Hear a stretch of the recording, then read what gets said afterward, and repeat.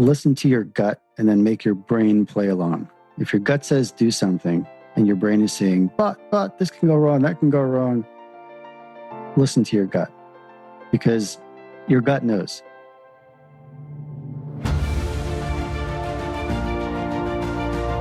Hello and welcome to the Daily Helping with Dr. Richard Schuster. Food for the brain, knowledge from the experts, tools to win at life. I'm your host, Dr. Richard. Whoever you are, wherever you're from, and whatever you do, this is the show that is going to help you become the best version of yourself. Each episode, you will hear from some of the most amazing, talented, and successful people on the planet who followed their passions and strive to help others. Join our movement to get 1 million people each day to commit acts of kindness for others. Together, we're going to make the world a better place. Are you ready? Because it's time for your Daily Helping. Thanks for tuning into this episode of the Daily Helping Podcast. I'm your host, Dr. Richard.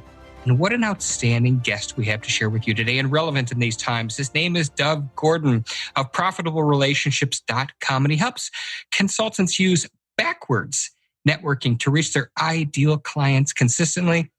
Experienced consultants know that the best clients come from referrals and relationships, and his simple and practical alternative to the unpredictable world of networking is becoming an under-the-radar leader in your industry. Dov has been featured in such places as Inc., Art of Charm, Harvard Business Review, Huffington Post, and Entrepreneur. Dov, it is an honor to have you on the Daily Helping Podcast. Welcome to the show. Thank you for having me, Dr. Richard. This is going to be absolutely. I'm excited about this one. So I always like to know how people wound up doing what they're doing, their kind of superhero origin story. Tell us how you wound up on this path that you're on right now. I don't know about superhero, but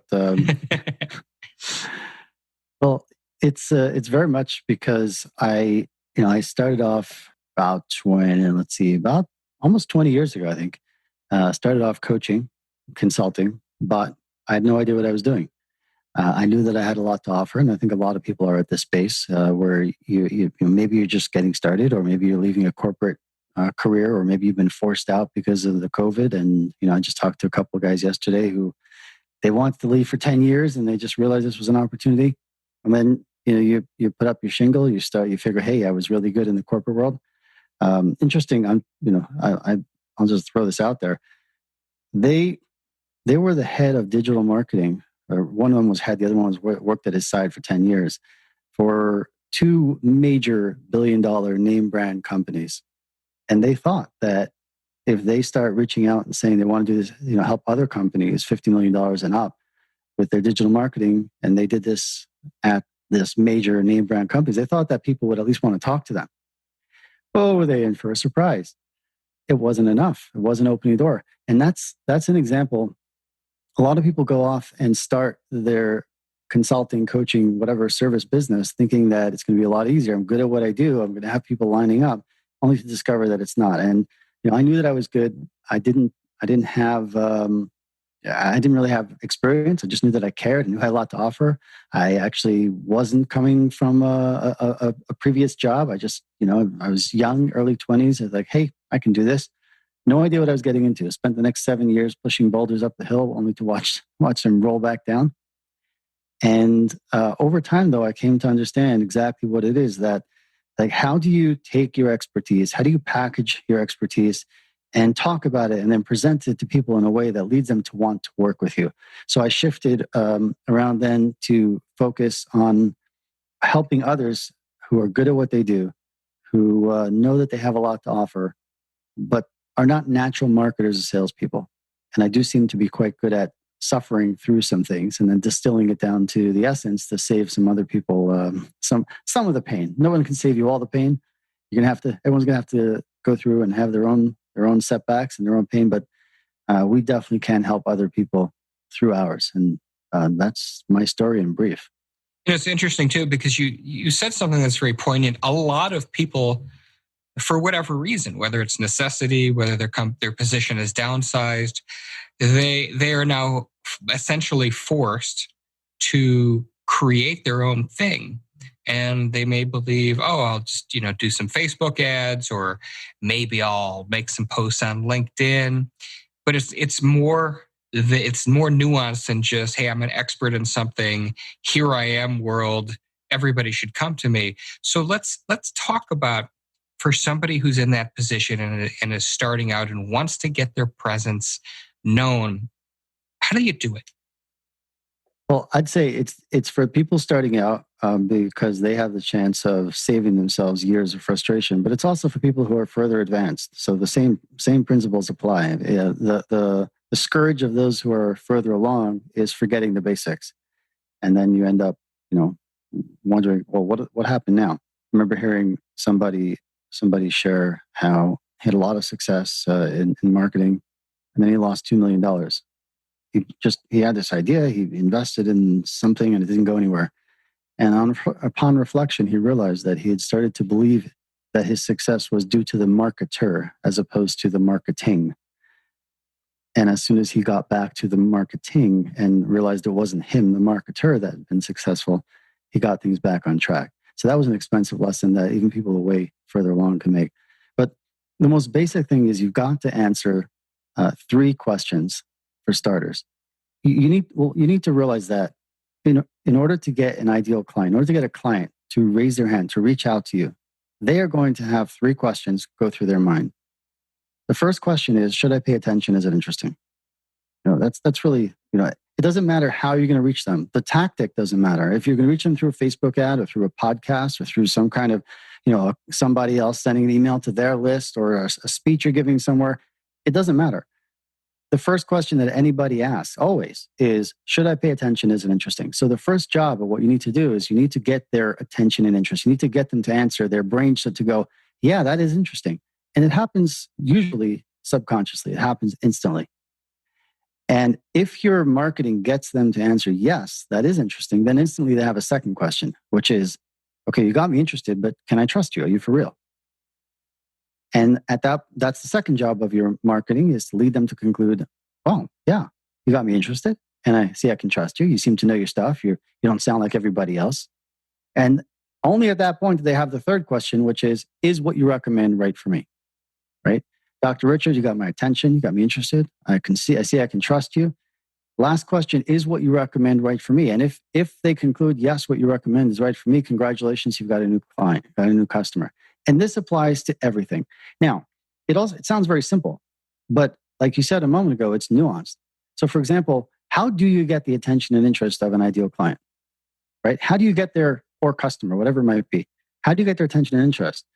We often make the mistake of talking about everything aside from what they find most interesting, because your ideal clients are only interested in 2 things. And this is a light bulb moment for tens of thousands of people, at least that I know of, right, who have heard this. The only 2 things that anybody is interested in that will get their interest, not just attention, like a lot of things will get your attention, right? If you hear a loud noise, will get your attention until you realize, oh, that was nothing. Something fell, or I don't have to worry about it. Interest is they change their plans, right? So if you and I are walking at a conference and we're walking through the exhibitor booths, a lot of things might get our attention, but then suddenly there's this sign over there and you say, hey, Dove, let's go look at that. That got your interest. We change our plans. We go head towards it. And that's what we need to create. That's what we all need to be. That's the effect that we need to do to cause. And you do that by talking about a problem they have and don't want, and or about a result they want and don't have. That's it. And that I'll be happy to give some examples if you'd like. Please. Because it's easy to get that wrong too. Okay. Let's say, I've had a couple of clients who were leadership consultants, life coaches. So a lot of my clients tend to be people who've left the corporate world even before COVID, and they felt, well, I'm really good at this, and I did so well in the corporate world. Let's, I'd like to do it my way with freedom. And they discover after a year or 2 or even longer that they still have not replaced, let alone exceeded, their past corporate salary, which is a very disappointing place to be, especially for their spouse, and for them in different ways. They don't feel like they haven't been able to vindicate themselves. That's what they're really looking for. Like, I knew I could do this. So one woman is a leadership consultant. She had been the head of marketing for a 50-person marketing department in a billion-dollar company. And after a year of leaving the company to go on her own, she found that she was just building some small websites for local small businesses, which is nothing wrong with that, but that wasn't at all what she wanted. So I said to her, I said, make a list of the problems that you can help solve and the results that you can enable. I want them to be specific. So she made a list and I guided her on how to do that. And I looked over her list and I said, okay, that's it. You can build a business on that. And I looked, and what I've referred to, I don't remember exactly how she wrote it, but what I developed with her was, I can help companies solve the problems they have with that employee who's too valuable to fire, right? Which connects and ties in with your business, your assessment business, right? Because the premise there is that the employees are really too valuable to fire. And the secret there is that almost every employee is too valuable to fire. And now imagine my client and another consultant who's a leadership consultant talking to Joe's CEO. Joe's CEO runs a billion-dollar business. Oh, there's definitely a need for leadership consulting, over there. And they're introduced at some event, and Joe's CEO is being very polite, and he turns to the other consultant and says, "So what do you do?" And she says, "Well, I'm a leadership consultant." And Joe's thinking, "Yeah, met many of you. We've spent lots of money with you. Sometimes it was worth it. Sometimes less so." Turns to my client and says, "Well, what do you do?" And she says, "Well, I help companies solve the problems they have with that employee who's too valuable to fire." Right? Who's he going to want to talk to? Right? That's what I mean when I say you've got to talk about a problem they have and don't want. Talk about a result they want and don't have. You've got to enter it at the level that they're thinking it. And that is a little more nuanced. That is a little more tricky. Does that make sense? It totally does. So now we've got them to pay attention, and we've given them a custom message that really taps into their pain point. Your next question that moves along is the "Are you for real? Can I trust you?" question. So talk to us a little bit more about that. Well, that's where you want to have something that gives them a chance to get, to have some kind of experience with you. So we see this all the time, right? And you go to a website and they're offering some kind of free opt-in, right? If they get your attention and interest by talking about a problem that you have and don't want, a result that you want and don't have, then you might leave your email address. You might, do more than that. You might want to schedule a call with them. But when you leave your email address, it's to get access to some kind of additional white paper or PDF or training or webinar, or whatever it might be. And as you're going through that, you're constantly asking yourself the same questions. It's actually a rotation. It's a, what's the word for that? Those patterns that repeat, like you zoom in and I forgot what they're called. You zoom in, you zoom out. It's the same pattern that repeats again and again. So it's the same thing. Those three questions are happening on a macro level as well as on the micro level. And should I pay attention? Is it interesting? They're asking that as they're going through your webinar, for example, as they're listening to your podcast, for example, right? Should I pay attention? Is it interesting? And then they want to know, well, can I trust you? Well, what you need to do is you need to talk about what you do. You need to talk about the problems you help solve, the results that you enable in a way that leaves them feeling, wow, I've never heard it talked about. I've never heard anyone discuss it that way. Never heard anybody present it that way. And you sound like you actually care. Like you're not just trying to ram something down my throat, trying to get me to buy something, but you actually seem like you care. So that combination is really what you're after. You're after creating that feeling, that kind of realization, so to speak. Do you find, and as they're going through these questions at a micro level and at a macro level, it's like the circle of life kind of a thing is what's popping into my head. Do you find that at one point they might get to question 2 and then they jump back to question 1, or then maybe from 1 to 3? Like, does it flow statically, or is that more of a dynamic process? It's more of a dynamic process, and this is why people can get a little bit too hung up on the tactics of marketing, right? People are, especially people who go out and they're good at what they do, and they raise their hand, so to speak, and say, "Hey, I'm really good at what I do, and I'm struggling to get clients." And they type into Google, "How do you get clients?" And before they know it, they're on 15 different email lists. Everybody's telling them something else. One says you've got to be doing Facebook ads to an evergreen webinar funnel. The other one says you've got to be doing public speaking. The other one says you've got to develop a personal brand. On and on and on. And, I remember years ago, we're sitting back and noticing all this myself. And I was thinking, it can't be that you have to do all those things after struggling to do too much of it myself. It can't be. Because I see that some people do this, let's say Facebook ads, and it works. And some people do it and it doesn't work. And I realize that every tactic could work and every tactic could fail. So it can't be the tactic. And I realize it's like a balloon, right? If I have a blue balloon and a red balloon and I leave go of them both and the blue balloon falls and the red balloon flies, you're not going to say, well, blue balloons fall and red balloons fly. The balloon is like the tactic. It's just the superficial. It's the surface. You're going to say, well, the blue balloon, let's say the red balloon had helium inside and the blue balloon is filled with your own hot air, obviously, right? So it's the same thing. We need to realize it's not about the tactic. It's about understanding what the tactic is meant to do. The tactic is meant to deliver some kind of message. It's meant to deliver some kind of experience. What is it meant to do? It's meant to lead them to answer yes to those three questions. We get all bent out of shape when they're worrying about marketing funnels and sales funnels and all that. What is it trying to do? It's trying to help my ideal client, your ideal client, answer three questions for themselves. So, we could easily make it too complicated, but at the end of the day, we realize that, okay, I need to keep their attention and interest by talking about the problem they have and don't want, the result they want and don't have.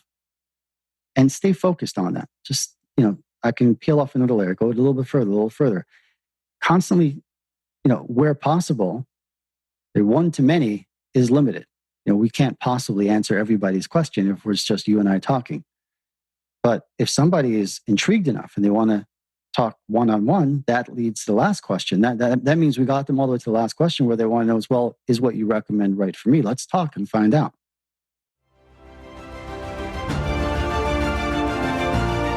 Hey guys, Dr. Richard here. For the past 7 years, I've been privileged to bring you incredible guests who are changing the world and can help you become the best version of yourself. I'm really excited to share with you a new quiz that I created based on my clinical training that will curate for you a custom list of my top episodes and actionable strategies to help you wherever you are on your journey. All you need to do is go to drrichardschuster.com to take it, and it's 100% free. You'll be taking the next step on the journey to unlocking the power of you, and I can't wait to see where you'll go.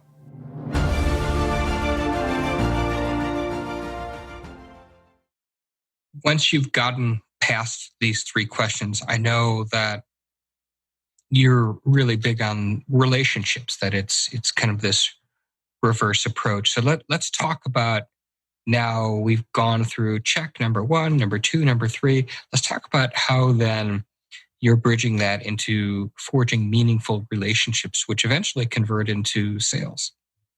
Well, actually, it's not after that. It's an overlap, and I'll lay that out. But I've grown my business over the last 10 plus years through relationships with colleagues, and where I would promote some colleague to my audience, they would promote me, and so on. And over the years, I built what I call an alchemy network. I built a network of people who have similar values, market to similar audiences, and we've supported and promote each other. Now, on its own, there's nothing unique about that. The thing is that I looked around and I noticed how many people who were marketing the tactic. There's the Facebook ads, LinkedIn, and all, like we said before. And I realized that it certainly seems a lot easier to sell a tactic than it is to sell, fundamental skills, which is what I was always focused on. Why? Because I just really love helping people master a small number of highly valuable skills that will serve you for the rest of your life. I just love working with people who appreciate that. A couple of years ago, though, I started to think, well, maybe I should start teaching people how to build a network like this. And to cut a long story short, is that, I pushed it away because I was thinking, there's no big deal. There's nothing here. I mean, anybody can do this. But eventually I came to realize maybe anybody could do it, but almost nobody I knew was doing it. And, then I was talking to a client who had been, rather successful consultant for a while, but he was looking for more consistency in his clients. For him, a new client is worth low 6 to low 7 figures.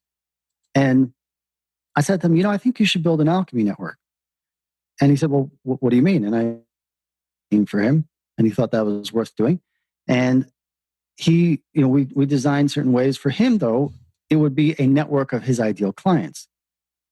And we got him to the point where I remember him sending me a message just, hey, over the last 48 to 72 hours, I had 5 senior executives at $500 million and $1 billion plus businesses book themselves on my calendar.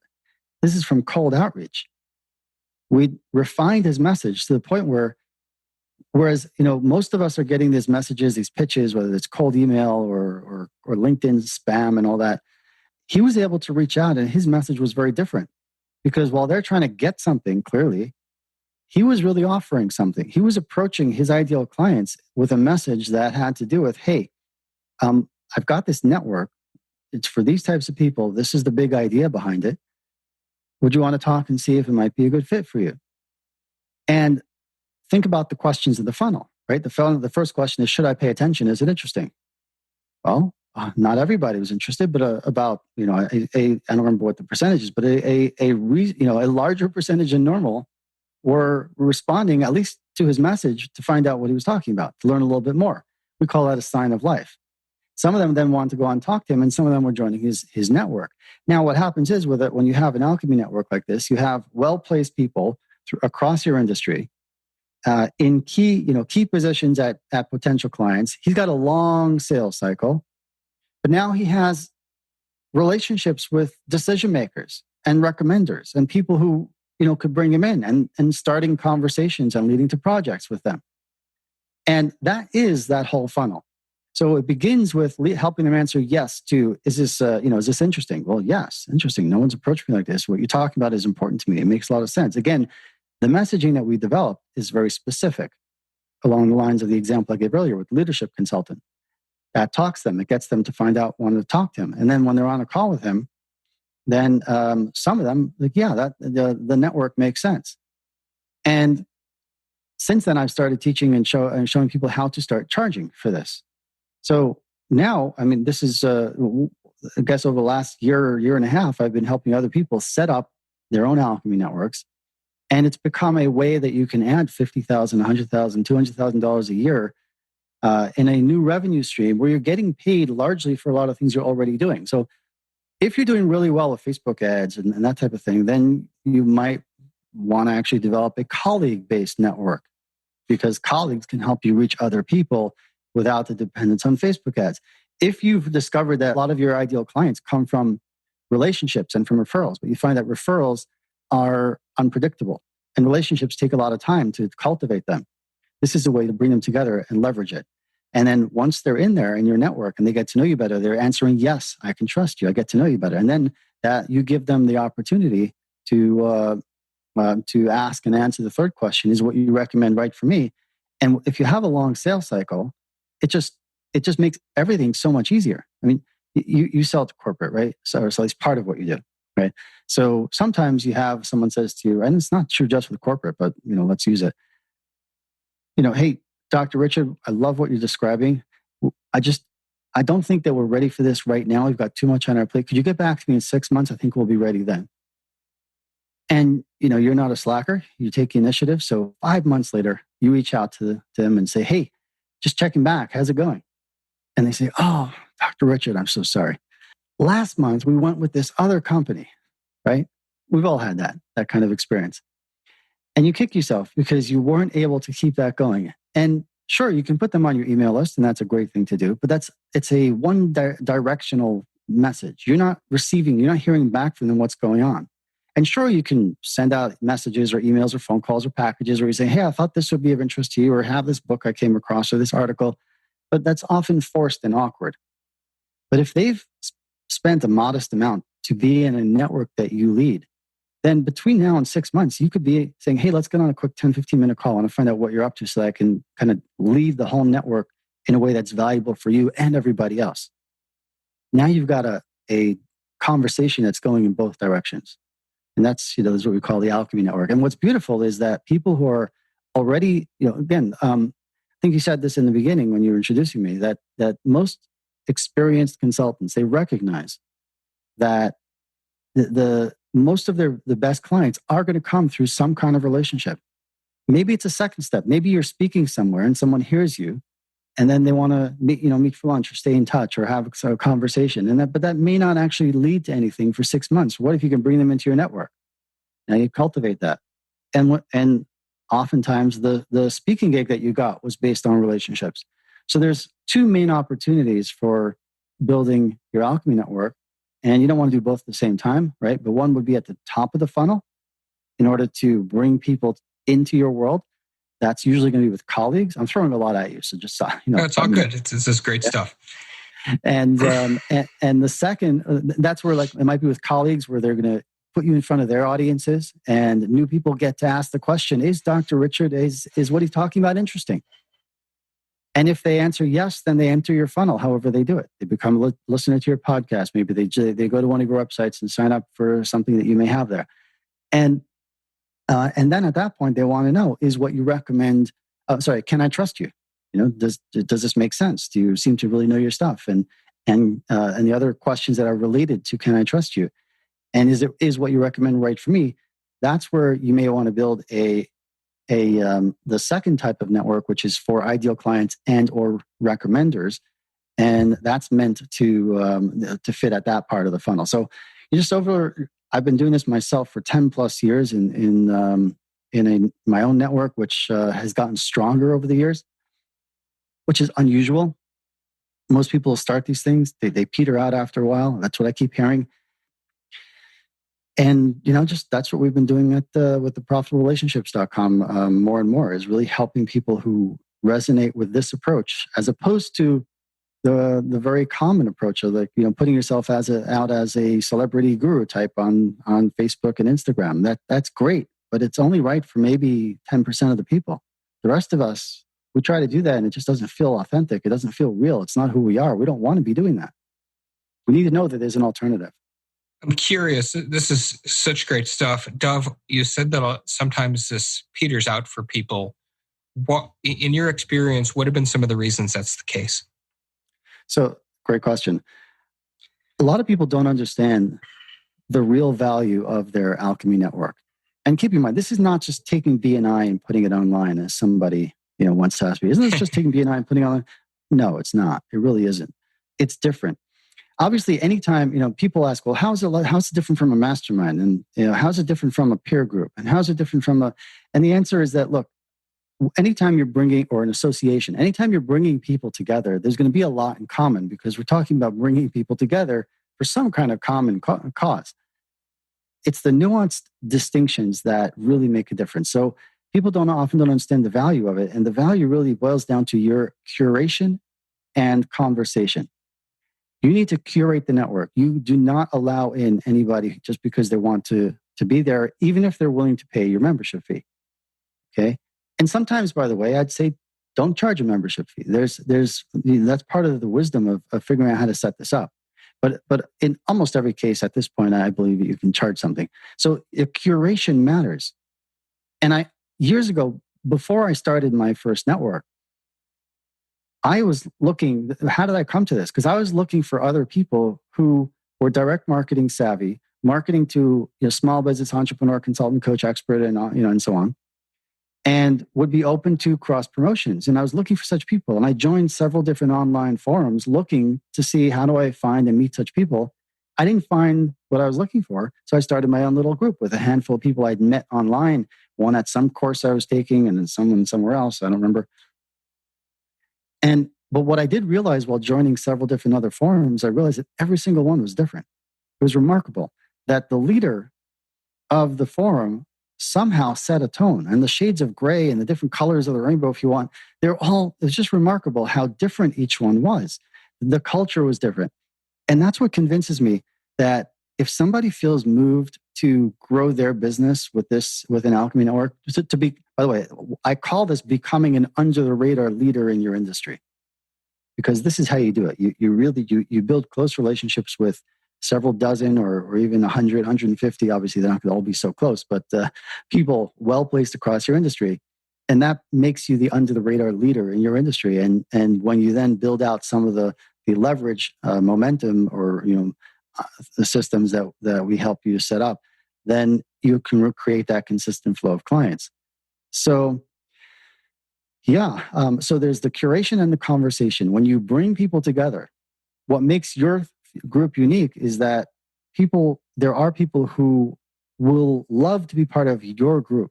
They may not realize that, but when they connect with you, when they hear about you, and then you invite them to your network, part of that is they realize that, wow, now I feel like I'm in a group of people like me. And nobody can curate the way you could. It's unique. And the second thing is make it easy for them to have conversations. Make it easy for them to have conversations. The real value is that they feel like they're part of a community of people who get them, who understand them, who both challenge them and also can benefit from what they have. Like everybody should be bringing and also receiving. So curation and conversation is really the key. And I think that it's that because I don't know about never, I definitely did, from time to time probably admit people maybe who I should not have let in. I mean, we all slip up a little bit. Like someone seems like they're a little more or better or different than what it turns out. I've really just been quite good about that. So, no, I didn't mean to cut you off, but I don't want to lose the point because I'm sure a lot of people listening to this are thinking this right now. What are some things you can do? And of course, every industry is different, but in general, how do you, as best you can, screen people for entry into your group? I talk to them. We'll get on a 30-minute call because I see this as this is a long-term relationship I'm looking to establish.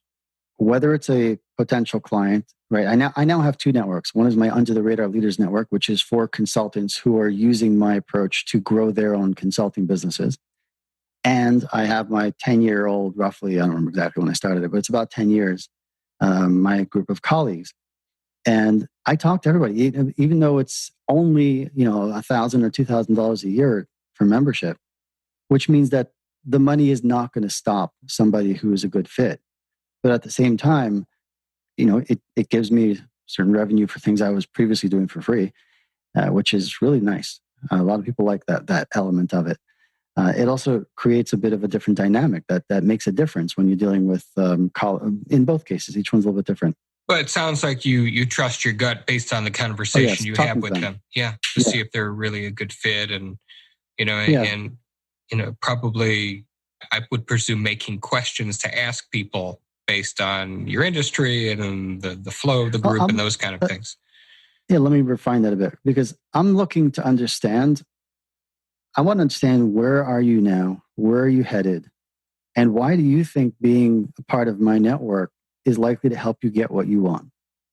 I'm not trying to convince anybody to be a member because the best group is going to have people who want to be there for their own reasons. They're the ones who are going to participate for selfish reasons. If somebody realizes, wow, I can ask this question and get really good responses from all these people, then they're going to ask the question. And it's really it's a good question you're asking. And by understanding that the person meets certain foundational criteria for the group, which there are certain things, of course, that would be universal, but there are certain things that would depend on the group. They meet the criteria. But I also want to know, what are you trying to accomplish and how do you see yourself benefiting from this? We once had somebody, most of the members come from nomination, from other members now. And somebody once said, hey, I know somebody who's got 1 million email subscribers in the relationship and advice, dating advice business, space. And I said, it sounds amazing, but how could we possibly give to this person? We all market to business audiences. And I can't see how people are going to want to promote somebody like what would we do for him? And so I said, no, thanks. Even though the guy was running, probably a very big business and we can all learn from it. That type of discipline makes a difference. Very well said. Dov, we could do this all day. This has been outstanding, but unfortunately we are at time. As you know, I ask everybody who comes on this show if you could share with us your biggest help and that one most important piece of information you'd like the audience to walk away with after hearing our conversation today.